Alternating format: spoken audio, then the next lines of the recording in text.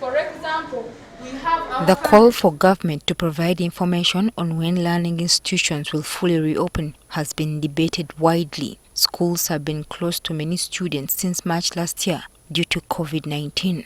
Now that elections are coming to an end, the reopening question has re-emerged. dialogue boxes. On Monday, this matter was part of the agenda in the cabinet meeting. From their discussions, some of the decisions reached are that primary 6, senior 3 and senior 6 students will report back to school in the short term to ensure progression of the academic year. Non-semi-candidate classes will also report to school once the candidates have finished writing their final exams. Promotion to the next class will be based on attendance and continuous assessment of classwork and assignments. And pre-primary schools will not be reopened because learners in this category cannot observe the recommended SOPs on safeguarding against COVID-19.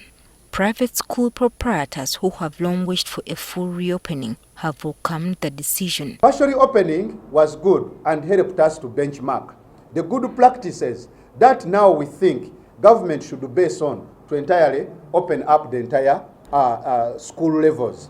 Chidabira says this decision will clear the information gap that has been causing speculation and creating anxiety among parents and those in the education sector. The government is silent, directors don't know what to do, parents don't know what to do, and suddenly tomorrow government will come out and say we are now opening or not opening. If we are opening, where will the parents get money to pay for the learners if they were not prepared to organize themselves and organize the resources they have and themselves, because they are economically poor? Schools need to look for money to help them put up the SOPs that will accommodate the SOP requirement for compliance. Coupled with this is the failure by government to fulfill its promise to provide financial assistance to private school owners and teachers who have been affected by the shutdown of all learning institutions. It is not looking at us. It has sidelined us. No single voice is coming out from government, even on the pledges and promises that were made by government. The Ministry of Education is expected to provide more clarification on the reopening later this week.